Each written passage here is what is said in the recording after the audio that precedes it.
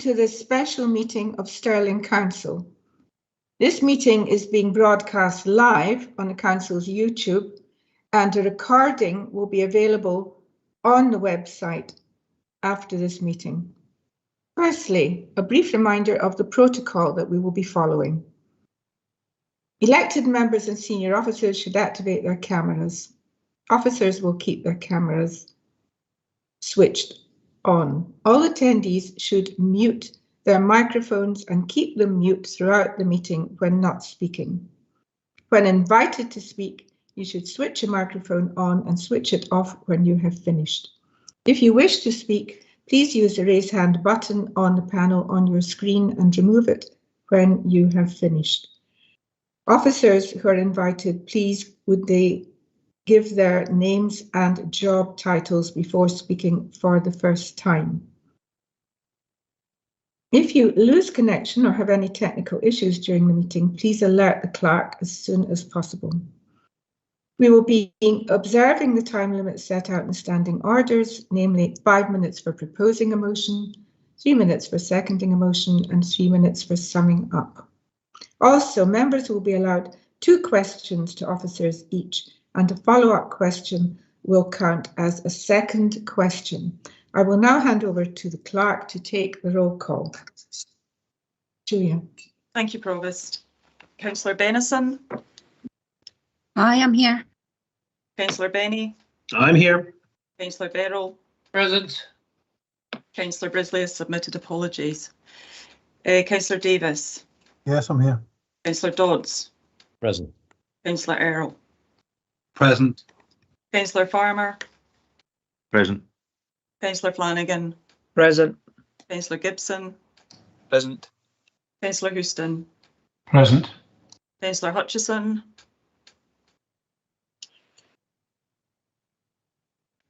Present. Thank you. Councillor Kane.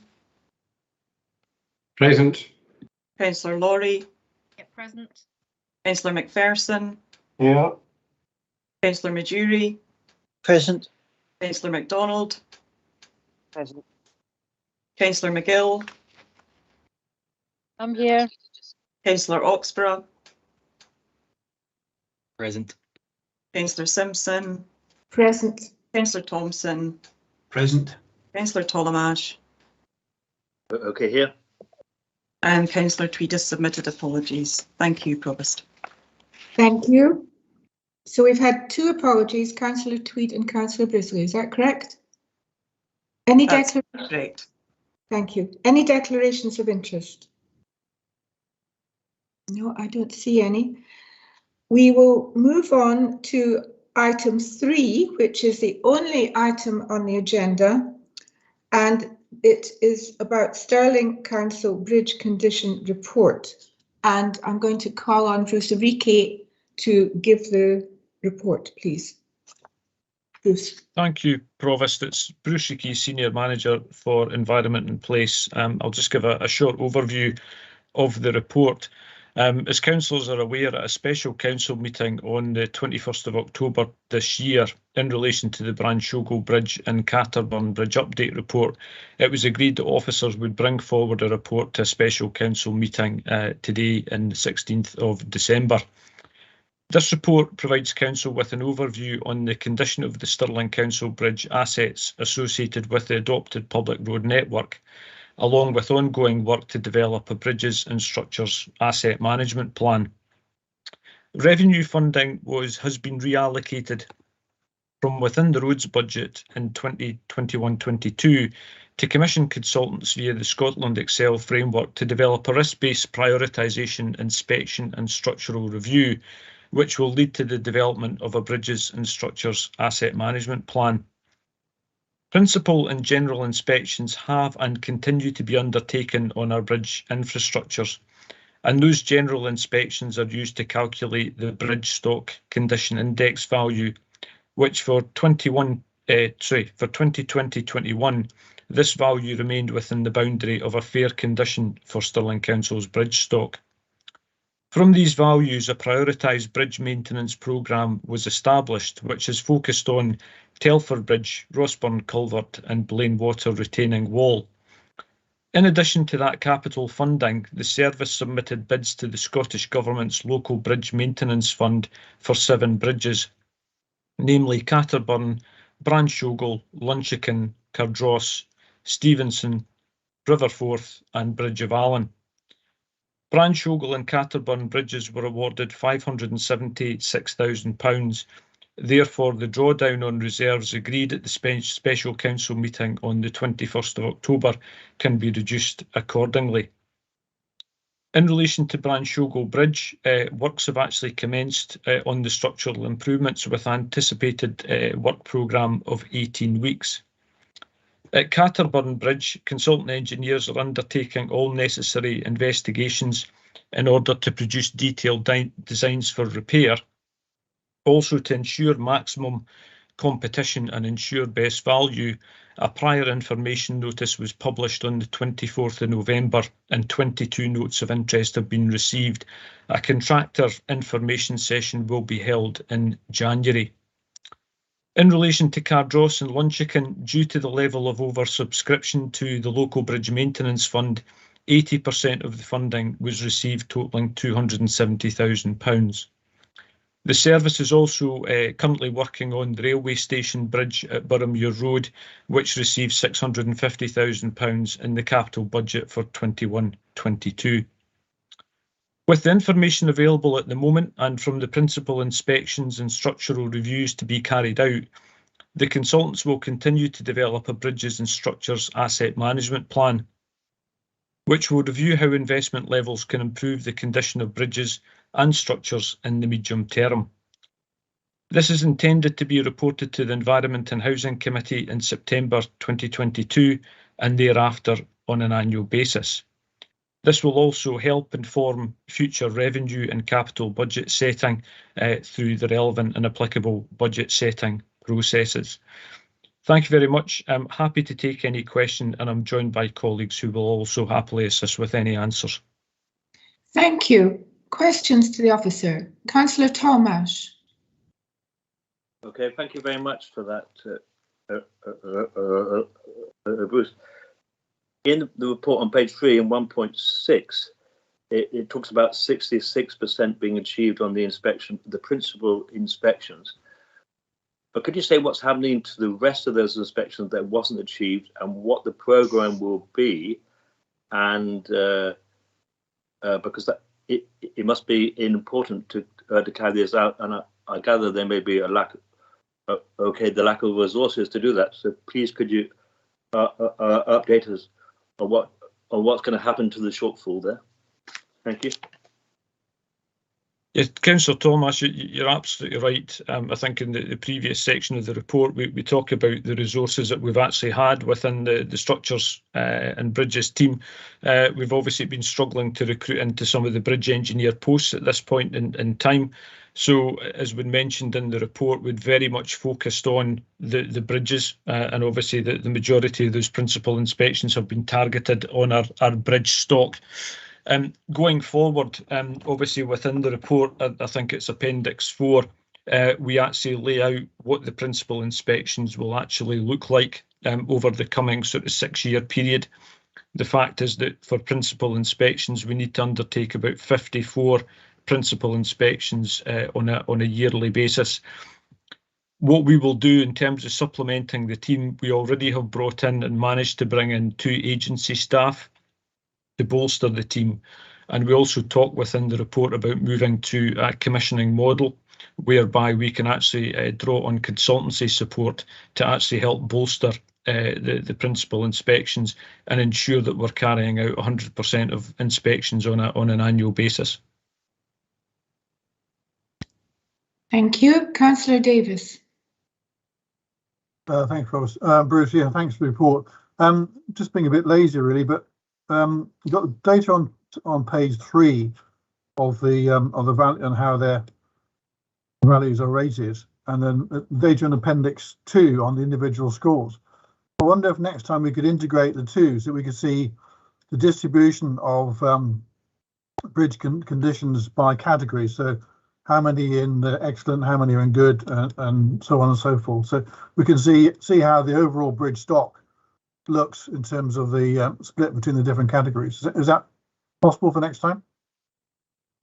No, that's certainly a very fair point, Councillor Davis. I would imagine that is achievable in terms of breaking them down by good, fair categories. I'll maybe just refer to my colleague Maria Lucy, who will be able to assist with that. Maria. Yeah. Maria Lucy, Bridges, Drainage and Flooding Team Leader, Stirling Council. Yeah, Bruce is absolutely correct there. We would simply filter accordingly and assign the correct category and the associated number. So it's something we can do quite easily. Yeah, awesome. Okay, thank you. Councillor Majuri. Thank you. So based on 1.3 of the report, which of it's just the bridges associated with the public road network, whilst obviously Dunbrain we've had the Memorial Bridge shut for a good portion of the year and open just in time for Remembrance Sunday from that. So I was wanting to check with the 2.28 would footbridges be covered under as proposed bridges and structures asset management plan from it, and or is the Memorial Bridge covered under Royal Memorial plan, Royal Memorial asset management plan separately or in addition? Thank you. Bruce. Councillor Majuri, I'll perhaps refer over to Maria in terms of that. At the moment, we have about over 800 structures that are listed at this point in time. There are a number of additional sort of footbridges, etc., that are on the sort of public footpath network as well. And I know that another team are actually undertaking a bit of work to consolidate what those structures are.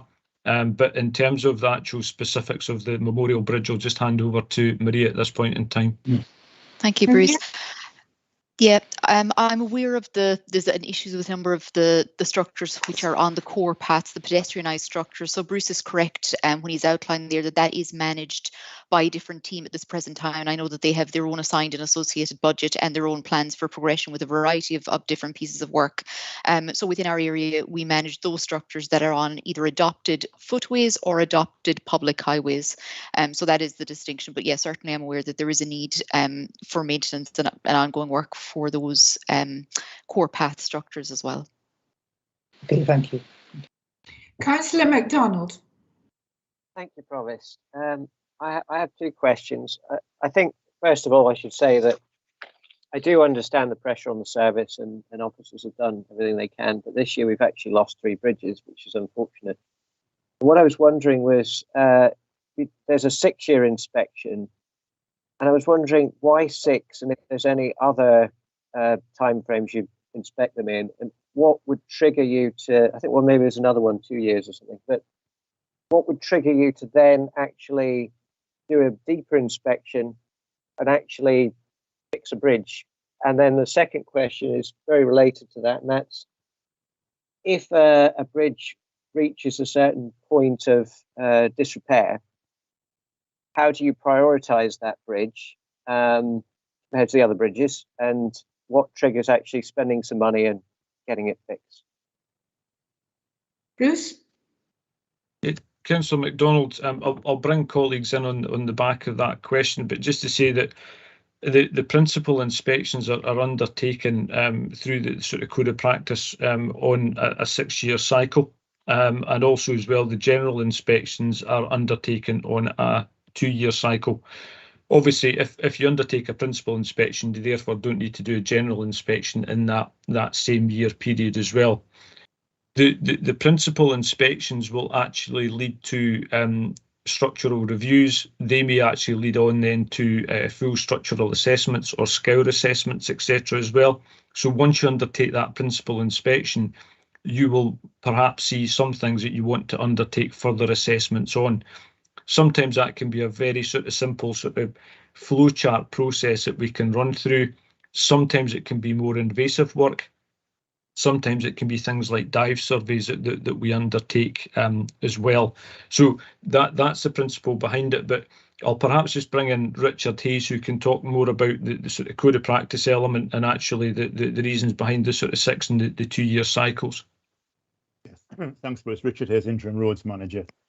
the service. The code of practice that Bruce refers to is a national code of practice, which was introduced in 2016, which suggests and only gives guidance on what the recommended frequencies are, but it's something that the industry works towards. So the 6-year provincial inspections and the 2-year general inspections are seen as being adequate to be able to deal with the approach. If anything occurs to a structure within that period of time or between each issue, and that could well be something like heavy flooding, scour effect, a vehicle impact damage, or some other catastrophic intervention, then there's a straightforward review, reassess, and reprioritize that particular structure.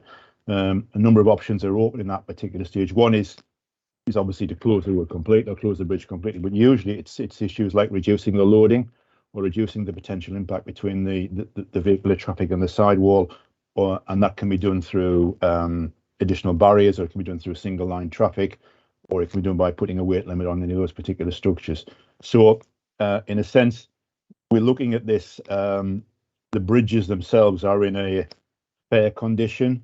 The bridges themselves are unlikely to suffer any substantial deterioration other than normal decay, which will happen with certain materials. However, if there's any impact by any external force, then that we would go in and reassess the structure. And again, that follows the code of practice guidelines that we're working to. That's good to hear. And so what actually triggers you repairing a bridge? Because you've got on the list, you've got them all at different scores. So how do you prioritise which bridge and which one needs its repairs next?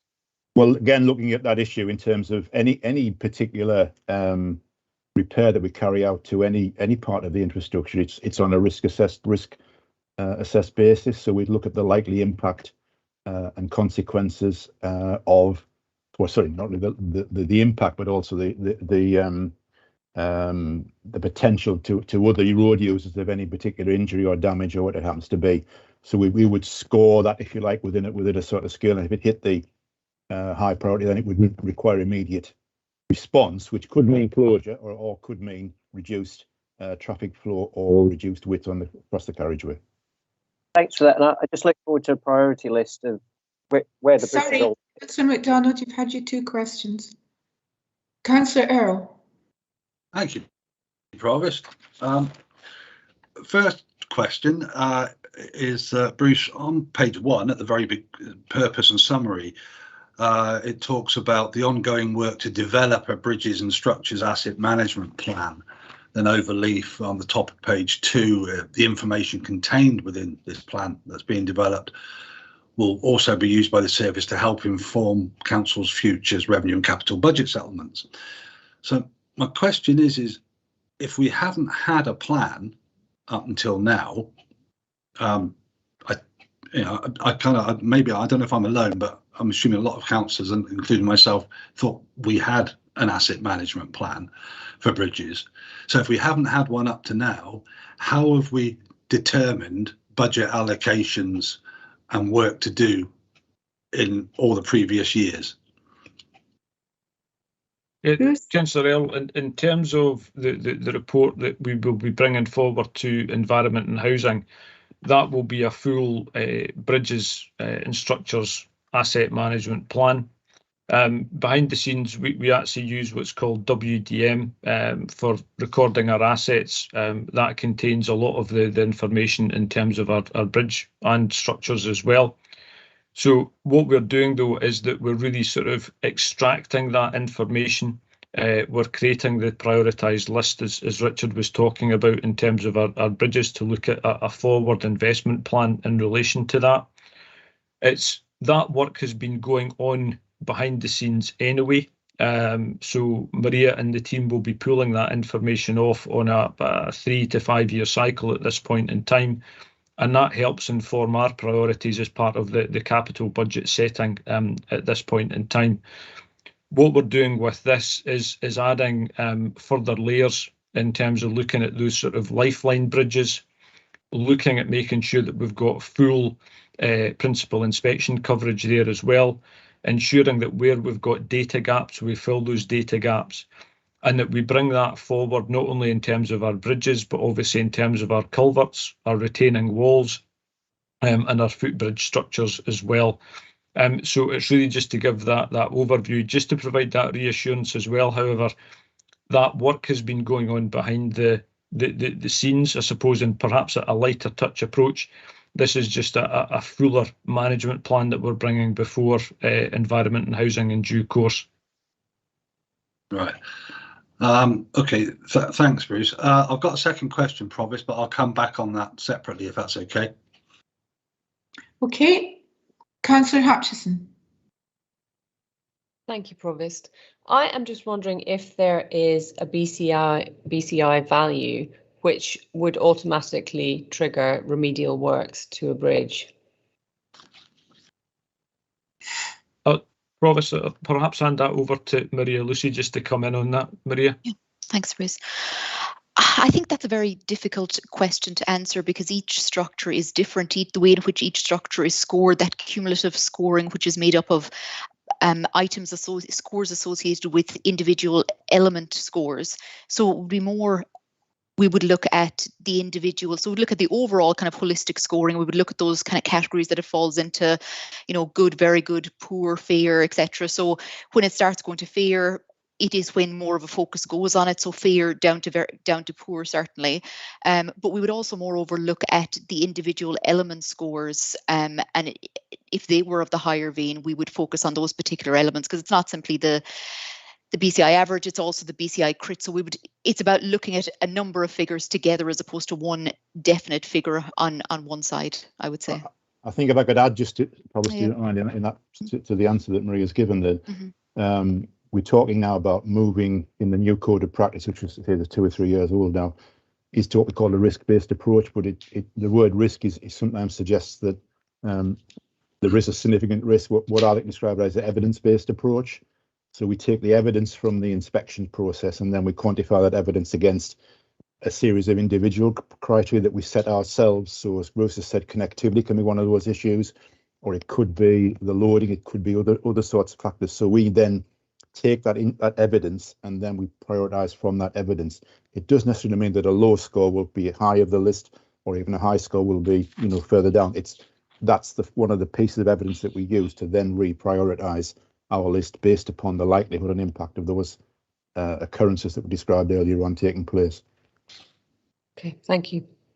Thank you. Councillor Bennison. Thank you. As officers are aware, Telford Bridge at Bannockburn has been in need of repair for a number of years. It was inspected again recently to find that the condition had deteriorated again.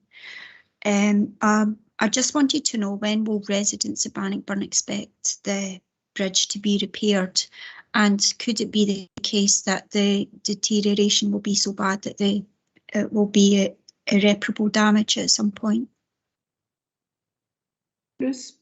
Councillor Bennison, in relation to Telford Bridge, we'd obviously highlighted that as one of the priority structures through this year's capital budget. Obviously, officer resource has been diverted away with the parapet collapses at both Catterburn and Branch-Ogle.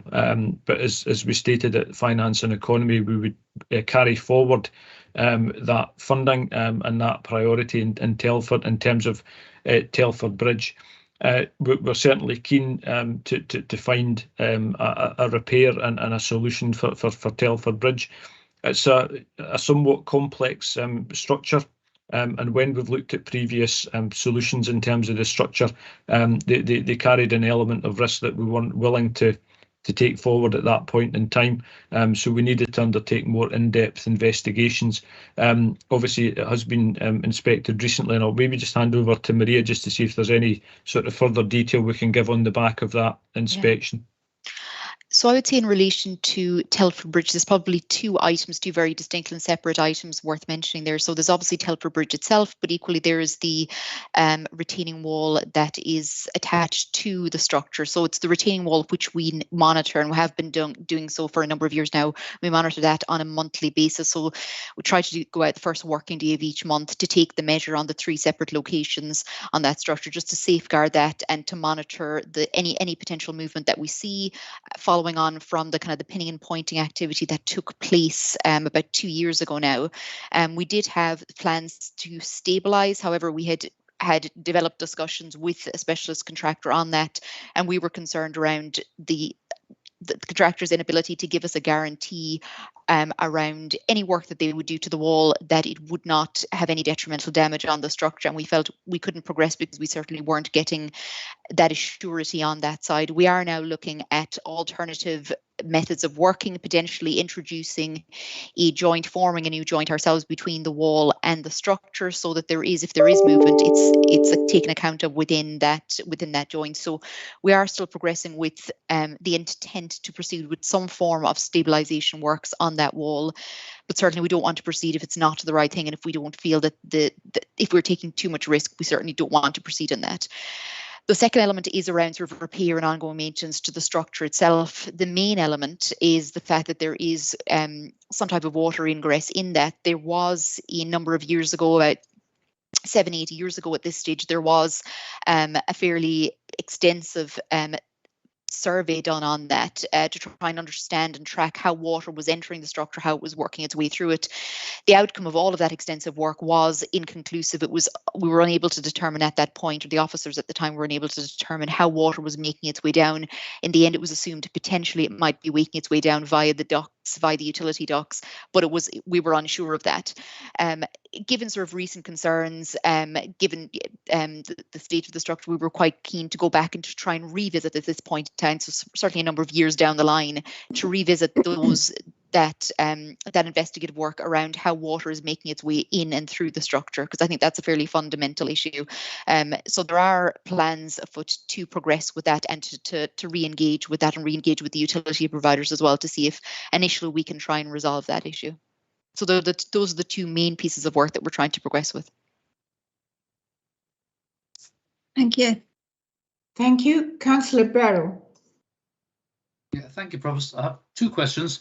The first one relates to Catterburn Bridge and whether sufficient has been done to manage water ingress into the bridge. The reason I ask the question is that I've spoken to members of the community who've reported seeing that now that the parapet has collapsed, you can see large amounts of water pouring when it's raining, pouring down the road and off the side of the bridge where the parapet used to be in very large quantities, and making the point that if the parapet had been there, it couldn't have done that. So that water would have to have gone somewhere. Perhaps it would have run off the bridge. Perhaps it would have gone into the structure of the bridge. So are we confident that enough has been done in the past and enough is being done now to manage water ingress?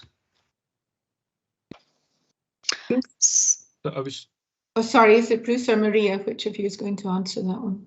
I'll maybe just start off and bring Maria just to give an update in relation to that.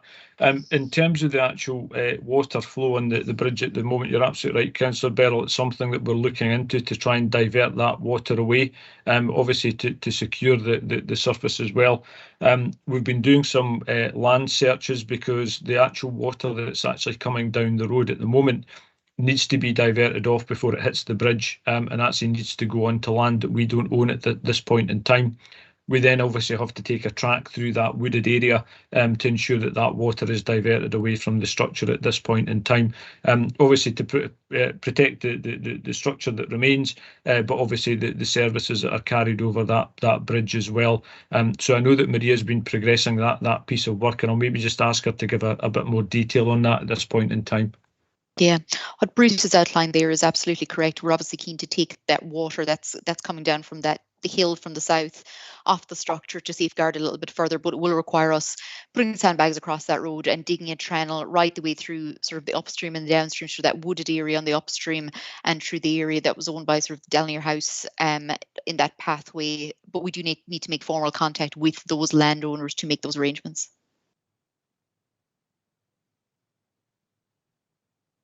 Okay, thank you for that. A second question, Provost. Yep. People have frozen, right. When you look at the resource implications on page 1, the annual revenue budget is set out as 408,000 and capital budget 348,000, which obviously looks completely inadequate amounts of money set against the scale of the necessary repairs. For example, on page 30, just the 3 bridges alone, Stevenson, Riverforth, Bridge of Allen Station Bridge, just those 3 alone, estimated £4.8 million of repairs needed. So obviously the current allocations are nowhere near sufficient. It may not be possible to answer the question, but in an ideal world, if we had enough revenue and capital budget available and we had the capacity within the council and with external contractors to spend that money, how much would those budgets need to be? You're right, Councillor Beryl. It's not something that we can or would put a value on it at this point in time. What I would say is that obviously when we bring forward the Bridges and Structures Asset Management Plan, that will be looking at a prioritised list of structures that are going to require work, but that work will be over a longer period of time, and that's something that we're discussing with the consultants. You know, is it over a 10, 15, 20-year period? So it's a long-term investment plan that we need to undertake here in terms of some of the bridges. I would also say as well that when we talk about bridge maintenance, not every bridge is going to require the sort of level of investment that's sort of been outlined in terms of the local bridge maintenance fund. For example, some of the bridges and structures may require some vegetation clearance. They may require some minimal drainage works. They may require some line mortar pointing, which is within the sort of less than 10,000 or in the tens of thousands rather than being in the hundreds of thousands as well. So I would say that, you know, for us, this is a long-term investment plan in infrastructure that we absolutely understand is a priority for the council area and its communities and its visitors as well. And that long-term investment is really to sort of secure the assets and the sustainability of those assets going forward. Thank you. I see that Jim Boyle has his hand up. Jim? Thanks, Provost. Jim Boyle, Chief Finance Officer. Yeah, so really just to, I think, add to what Bruce has just said, clearly all our asset management plans, whether that be bridges, roads, education estate, etc., will require over a longer period of time significant investment, and the reality is obviously not all of that can be done at the one time. So I think the key thing here is looking across all of these, taking that risk-based approach in terms of what assets are likely to require interventions early, but also taking account of the need to remediate assets as early as possible so that the ultimate bill for remediation does not become disproportionately large. It's a difficult one to answer just now, but I think that approach has to be taken to assess what are the real immediate priorities, bearing in mind that the overall financial resources of the council are not finite and are increasingly becoming constrained. So I think it's just taking that longer term view and making that assessment of what needs to be done as early as possible and spreading the rest over that longer time period. Thank you. Councillor McPherson. Yeah, thanks, Provost. It's a kind of follow-up to Maureen's stuff about the Tilford Bridge. I think it's right and proper that Branchugel and Catterburn get the priority. I get that. Obviously, these bridges have collapsed, but it is disappointing for the community that Tilford Bridge, and Maria Lucy alluded to it, 7 or 8 years we've actually had these issues with Tilford Bridge, maybe even more. And given it's a B-listed structure, you know, with an unsightly barrier in front of it, which is not in any way aesthetically sympathetic to the bridge. I think there's been, to me, what looks inappropriate pointing being done, which should have been done with Historic Scotland mix. So, you know, it's very frustrating, and we're going to have to sell this to our community, you know, the reasons why. And I get it, and you know, we're quite able to face up the community. We obviously, the Branchugel and Catterburns actually collapsed, but you know, it's our role to make sure that when the capital programme is, you know, whoever gets approved next year, that this is a rollover onto it and a kind of base budget. It's already in the base budget for it. So, you know, I don't know if I speak to Bruce or Jim, or is it going to be just explain to me the rolled over process as you mentioned it, Bruce? That's Councillor McPherson. Yeah, in terms of the budget, I think it was at the last Finance and Economy meeting that we'd asked for that money to be carried forward into 22-23, and that also applied to Rossburn Culvert and also the Blaine Water retaining wall as well, Councillor McPherson. I think the other point is as well is we equally share your frustration in terms of Telford Bridge as well. We agree, you know, that the sort of red and white barriers are, you know, they're not aesthetically pleasing, but equally as well, we want to make sure because of the actual sort of B-listed nature of the structure there, whatever repair that we come in with has to be absolutely right, and we don't want to cause sort of extensive problems elsewhere by putting in the wrong solution. So I think it's right that we take our time, we find, you know, the appropriate solution for Telford Bridge, and, you know, that becomes a longer term fix for that, that, you know, everybody can be happy and satisfied with in the future. Well, just very briefly, thanks for that, Bruce. I appreciate that response. I think Maureen alluded to it as well here. Obviously, I'm looking at the BCI average of the council's bridges at 7.75, 76.1. Telford Bridge is now sitting at 75.3. So, or maybe in reverse that. But the concern here is that it continues to deteriorate, and I know it's been monitored on a monthly basis. That's the concern going forward here. It continues to deteriorate.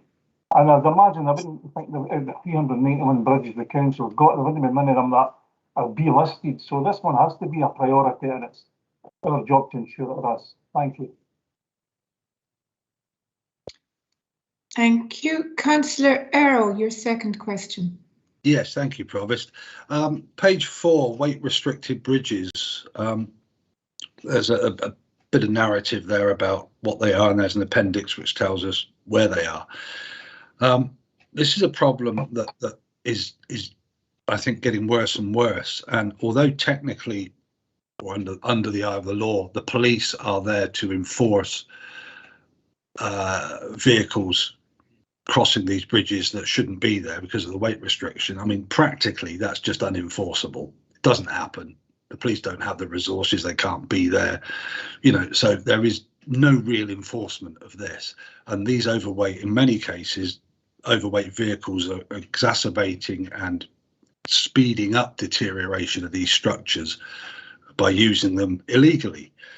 What I can, and we've had correspondence on this, myself and Councillor MacDonald, I know on this. What I cannot get my head around is why we are not seriously exploring some digital solutions to how we can monitor these bridges and make them people that actually drive over them in vehicles that shouldn't be over them actually possible to be penalised and caught doing it using digital technology and cameras, and obviously appropriately signed that is the case. Is there any serious look at being able to use digital technology to support this? I'm happy to take that question, Bruce. Okay, thanks, Maria. I think the one thing we need to be very aware of, and I think it's something that certainly I have only recently myself become aware of, is that I have been in touch on numerous occasions, many days, many evenings, with the police at various different locations, dealing with particular structures, particularly on diversion routes recently. And when I have supplied video footage of clearly vehicles that exceed the weight limit, the police have refused to enforce the weight limit because they have said, unless we're actually on site, unless we meet the offender, and unless we're actually able to weigh that vehicle at that location or take them to a weigh bridge, we cannot enforce it. So simply video footage on its own still means that it's unenforceable. So it needs to be more than just simply video footage, because the police will not accept that, and they are the ones that enforce it. So that is, I guess, issue number one on our side. Issue number two is we have looked, and I've had various discussions around putting CCTV cameras in, even just as a deterrent, and even potentially as, we have, as you know, a number of bridge strikes in these types of locations as well. So simply as a deterrent for that. It does throw up data protection issues. It does throw up, who is to house this apparatus, how long are we to keep the video footage for, and who is to manage it, alongside issues of supply of the Wi-Fi, perhaps, although those issues, those gaps are being bridged because of the Internet of Things and capabilities. So that argument is slowly and surely becoming null and void. But the issue of who is to house it and who is to manage it and operate it and retain that information for how long, from a data protection perspective, it is very difficult ground to charter, and that's one of the other issues that we've struck up against when we have tried to investigate this. Thank you, Maria. I understand the complexities, but yeah. I would like. Councillor, I can interrupt you because Brian Roberts and Richard Hayes have their hands up, so they may be able to throw some more light on. So, Brian. Thanks, Provost. Brian Roberts, Chief Operating Officer for Infrastructure and Environment. Councillor Errol, I think you raised a really important issue, particularly for the rural area, because there's a number of the bridges that are subject to weight limits, where the design and historical nature of those bridges means that they cannot be upgraded, and it would need to be a complete replacement. So we're relying on the weight limit effectively to be the control measure that allows that bridge to continue in its current format, to allow the majority access, but obviously taking off some of the heavy vehicles. And I know there are particular issues with logging vehicles, etc., in the rural area that have been reported historically. I think Maria's right on the point that she raises around the police being the ones that have got the responsibility for the enforcement of the traffic regulations that we put in. But I think there is work that we could do between the enforcement service that sits under a different service and team from Bruce's area, around how we can put in some of the deployable camera options. Also, how could we look at the technology that exists in the same way as we've put in variable message signs and vehicle detection systems for our low bridges, Causeway Road being one of them. There are systems that exist that would allow us to look at getting a real figure and handle on how much abuse is there out there, and then hopefully that would allow us to work with the police to target their resources in the right area, because I know there's a lot of feedback comes into the service about reports of suspected vehicles being overweight. But I think the police have struggled to actually get that evidence. So I think there are things that we can do beyond the bridges team to try and resolve that issue and bring it to a bit of a focused campaign effectively with the local police. Thank Brian. I'm going to bring in Sorry, Richard. I was only going to add to what Brian was saying, because it was just really to sort of raise the analogy with bridge strikes for undersized bridges or low bridges. In effect, the number of those hits are still not reducing despite a significant amount of work being done. Drivers of vehicles either do not know how high their vehicles are or do not know what the weight of their vehicle is. So, that type of enforcement is very difficult to get through. And what we're trying to avoid is the strike. We're trying to avoid the damage occurring. And that is, it's often something we can't actually do because we haven't got there's not the will within the driving for you actually understand what these problems are, let alone whether or not they should be going down certain routes or not. Because I think, again, there's the issue about access. Some people consider that the limit is not there if I need access to a particular point. So it's quite a wide area to pick up this, and I think it's something we do need to sort of think through quite clearly. If we are to perhaps impose more of these restrictions as a temporary measure in the process. Right. Thank you. I'm going to press on with questions and then bring you in for comments, and you'll be able to comment. Is that okay? Fair enough. Yeah. Right. Councillor Benny. Thanks, Provost. With regards to 2.31 on page 9, I'm trying to understand this, Bruce, in terms of the two maintenance strategy that you're talking about bringing forward. A planned preventative and a planned due minimum. The maintenance strategies determine how works are targeted and when works are triggered.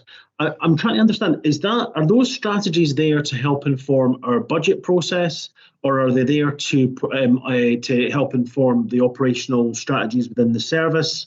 What's the interrelationship between those two, and how do we get that information that Jim was talking about, allowing us to make comparisons between capital allocations here for these strategies that you're talking about and the school estate or whatever it might be else in the capital programme? Councillor Benny, absolutely right. And it actually informs both elements. So if I can maybe start with the operational element first. So you're absolutely right that there's that sort of planned preventative strategy that we can undertake, which is very much about renewal improvement, structural improvements to some of our bridge stock as well. The plan sort of do minimum regime, as it says, only triggers when there's critical elements, which are defined by the BCI critical, that actually are deteriorating and require that repair. Obviously, both of those elements, whether it's planned preventative or planned do minimum, have different financial strategies attached to them. So as one of them says, it's proactive, the other one is very much reactive. So what would happen is that when we look at our actual maintenance strategies going forward, there would be different cost elements put against the proactive element versus the reactive element as well. That will help inform our indicative programme that we bring forward through the asset management plan. And obviously that allows us to really sort of plan both from an operational perspective, but obviously helps inform the revenue and capital budgets in terms of what is the best route forward from an operational point of view, and also equally from a financial perspective as well. So they're not exclusive. They can effectively operate at the same time. It's not a choice between those two. I think I understand what you're saying there.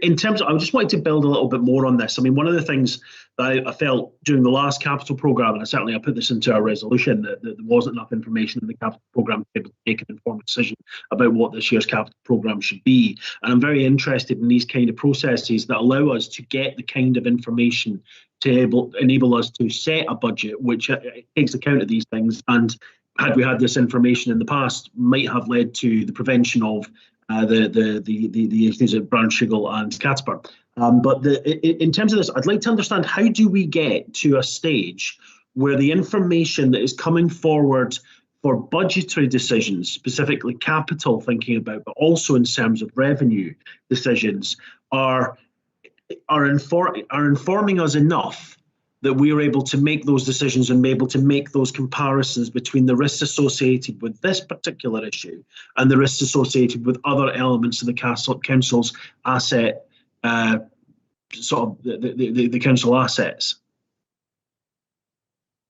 I think from my perspective, Councillor Benny, it's about providing it at the right stage and at the right time.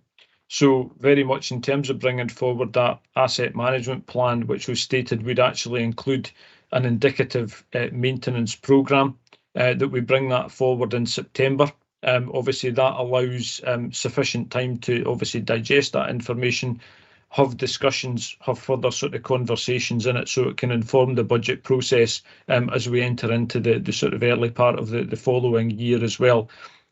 Obviously, the reason for it being an annual update as well is as we go through the general inspections and the principal inspections going forward, that will actually probably change some of the programme in future years, dependent on the type and the condition that we find when we go out to those bridges as well. So it's about providing that information in a sufficient time period, as well as actually providing an update on an annual basis as well. I see that Brian Roberts and Richard Hayes both have their hands up. Brian.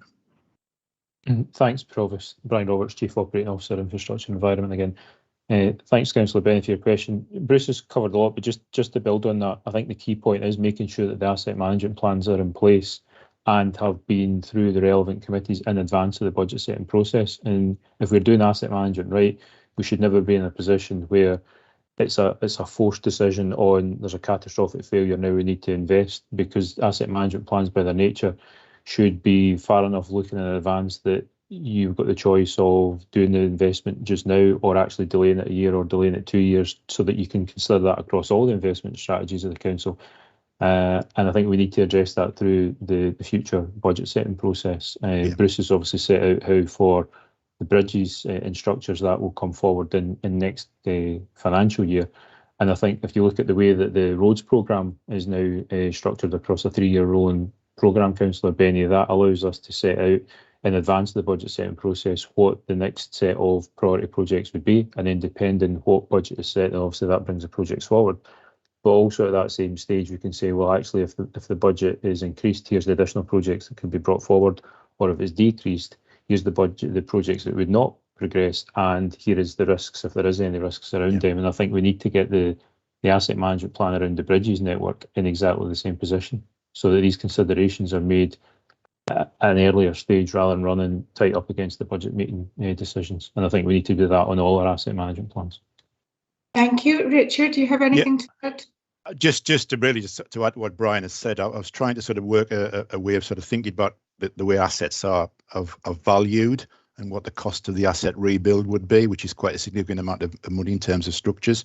But we would be seeking to get what we call a steady state with our assets, whether that's roads, bridges, buildings, or whatever.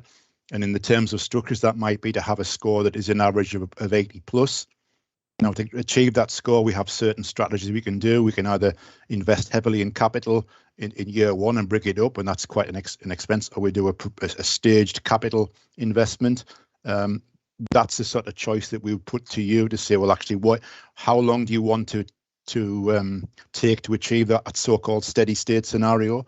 And these are the choices to get to that particular point. If you spend 5 million per year, you'll get to it in 3 years. If you spend it in, X million pounds, you get it in 7 years, whatever it happens to be. But that's the asset management plan will put those options in front of members and allow them to make those particular choices about where they want to see us at a particular steady state time, when that's likely to be achieved. Thank you. Councillor Flanagan. Thanks, Provost. I'll prefix this with I'm not sure if this is a stupid question or not, but when we mentioned the police and obviously video evidence about vehicles that may be over the weight limit, is if a vehicle travels over a bridge that's over the weight limit, is that a crime? Yes.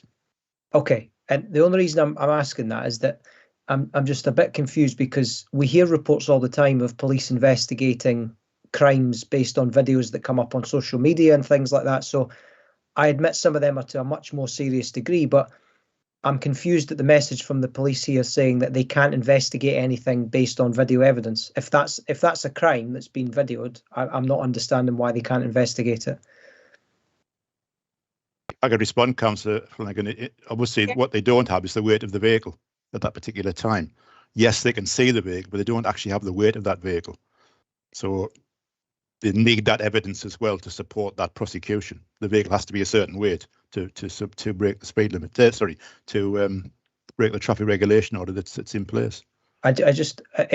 Surely though, if it was ridiculous, like if it was so over, which again, I suppose my concern here. Sorry that this is just a kind of a comment, but that potentially could lead to the bridge collapsing like instantaneously as that vehicle drives over it. I think this is a hugely serious issue, and if the police, I appreciate if a vehicle is maybe a few kilograms over or not, but if a vehicle's blatantly over just by looking at it, I'm failing to see how the police can't look into it. Brian? Thanks, Provost, and thanks, Councillor Flanagan, for your question. I think that the point that you're making is a really good one. For some of the weight limits, it will not be possible to tell by the photograph of the vehicle whether it's actually overweight. So that's why the police need to stop them. For some of the bridges, there's some in the list that are only 3 tonne. If you've got an HGV carrying logs going over that, then it's quite clearly in excess of that. I don't know the detail or the circumstances of the ones that members have raised with the service, but I think what we can do is commit to, because we don't have that many bridges with weight limits, as a proportion of the overall network, is commit to work with the police and understand exactly what the issues are. Do we need more intelligence? Do we need to put in the survey equipment to identify at what times of the days or particular times of the year that there's issues there? Because, as I said earlier, we're putting weight limits in as control measures to allow the safe operation of that bridge for the people and the vehicles that are permitted to travel across it. And you're right, if we allow HGVs to travel over that, then that will deteriorate the bridge, which defeats the purpose of putting the weight limit in. So I think we need to do more work and more intelligence with the local police and with the local community and get an arrangement. And it may just be 1 or 2 bridges where there needs to be a bit of intense monitoring of them, both between ourselves and the police. Okay. I see Carol Beattie wants to say something. Carol? Thank you, Provost. Carol Beattie, Chief Executive. I'm just conscious it sounds a little bit like we're committing police resources here, which we're absolutely not in a position to do. So just to make that clear, obviously we will do our utmost to work with Police Scotland on this, but we cannot make any kind of commitments in terms of what they're able to do on the back of this. So it was just to make that point. Thank you, Provost. Thank you. That concludes questions. I'm moving on to comments. Councillor Earl, I know you had a comment to make. You're muted, Councillor Earl. I am. You're quite right. Thank you. Sorry about that. Yes, you're just following on from that point. I think, yeah, I'd be really interested to see the work we can do on this. And I take Carol's point about not committing police resources.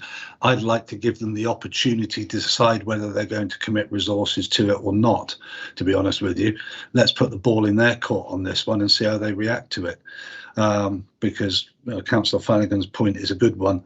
So I'm really pleased if we can do a bit of focused work on that and see what is possible and what is practical to do here, because I think it could really help in some of these cases with some of these bridges. So I was really pleased about that discussion. So thank you for that. Thank you. Councillor MacDonald. Thank you. It's just back to that. I just wanted to make a point about prioritising the bridges and how we report that. And I realise we've got 319 bridges. That's quite a lot of bridges. I just had a thought that maybe the best idea would be to show on a priority list of the top 20 or so and ban the rest possibly, so that you could, because they're going to change condition all the time, aren't they, of course? So just your thoughts on how you wanted to report that, and I was hoping that will come in the plan. So thank you. Councillor Davis. Thanks, Robert. Yeah, just to follow up on that discussion about culpability, I'll just remind Council that about 3 or maybe 4 years ago, the low loader hit the bridge carrying the water pipe from Lochcatchon to Glasgow and closed the road for a long period of time. And I think legal action was being taken against either the operator or the truck driver. So there is precedent. I've no idea how that case has progressed, but it has progressed. But clearly in that case, there was clear causality of that. I appreciate it's more difficult with trucks passing over a bridge, but the precedent has been established, so we just have to get the evidence. Thank you. Councillor Houston. Thank you, Provost. I think engaging with our colleagues in Police Scotland is important because although we're not able to prove it, I think a conversation between Police Scotland and perhaps the haulier or a contractor involved would be helpful. It's also part of Police Scotland's role to gather evidence, not just be presented with evidence.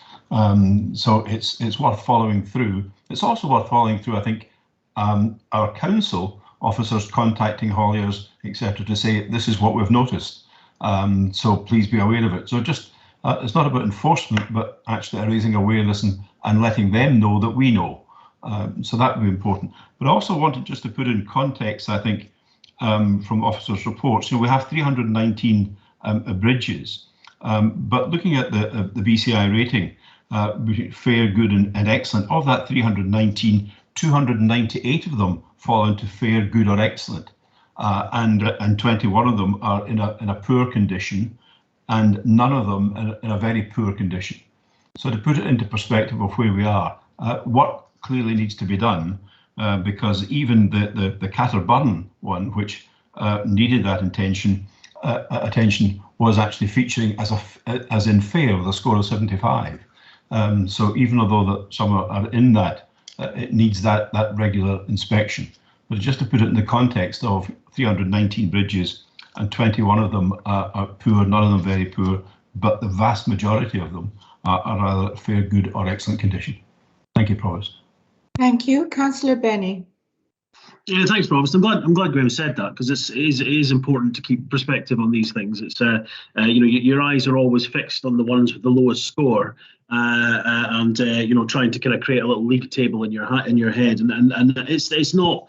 I mean, it's useful, but I don't know how helpful that is to do that. This assessment is really useful, and I'm really glad it's come forward, because I think the question I asked earlier on, the resulting conversation around about the sort of overall asset management plans that have to inform our capital programme have to take into account our bridge infrastructure, our road infrastructure, our pavement infrastructure, also our school infrastructure, our library infrastructure, our healthcare infrastructure. All of these things have to be kind of compared and balanced up. And it was interesting because when Richard talked about how we value our assets, the first thing that jumps into my head there was, yeah, there is a financial value to these things in terms of what the rebuild cost is, but there's also a how much do we value these assets in the context of how much use is given of them, how much, how many factors do we have to consider about what value we as a council and we as Stirling place on each of these individual bits of infrastructure,